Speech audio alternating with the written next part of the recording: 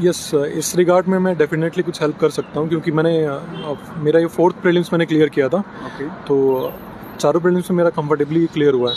तो इसके regarding aspirants को यही हमेशा मैं एडवाइस देता हूँ, जिन्होंने भी पूछा है, कि you make your basics as strong as possible. जो बेसिक बुक्स है, economy, polity, geography, environment, history, वो आपको बार बार पढ़नी है। करंट अफेयर आप पढ़ रहे हो, एक मैगजीन पढ़ो, वही बार बार पढ़ो। आप टेस्ट सीरीज दो, टेस्ट सीरीज बहुत सारे दो। टेस्ट सीरीज के मार्क्स से कुछ लेने देना नहीं है। आप टेस्ट सीरीज से सीखो कि उसमें सोल्यूशन है, सोल्यूशन पढ़ो। अपने जो गैप्स इन प्रिपरेशन है वो आप टेस्ट सीरीज से फिल करो। और प्रीवियस ईयर क्वेश्चंस आप नेक्स्ट 10-15 ईयर्स, लास्ट 10-15 ईयर्स के क्वेश्चंस उठा लो। Not just question, you need to study the options also, क्योंकि बहुत सारे प्रीवियस ईयर रिपीट होते हैं। तो मेरा यही हमेशा स्ट्रैटेजी रहा था कि मेकिंग फंडामेंटल स्ट्रॉन्ग।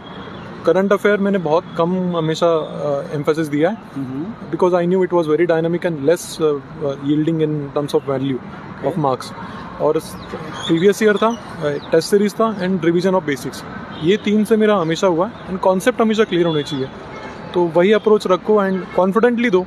डर के जाओगे एग्जाम में तो आप जो पता है आपको वो भी आप नहीं कर पाओगे सही। मेरे साथ वही हुआ था सेकंड अटेम्प्ट में, क्योंकि टेस्ट सीरीज में मैं हमेशा स्कोर करता था 120, 130। ओके। लेकिन जब एग्ज़ाम की बात आई, मैं इतना नर्वस था कि मैं पहली रात में सो ही नहीं पाया एग्ज़ाम के। तो जब मैं उस पेपर में 110 स्कोर कर सकता, मैं उसमें 80 स्कोर किया मैंने इन माई सेकंड प्रीलिम्स इन 2019।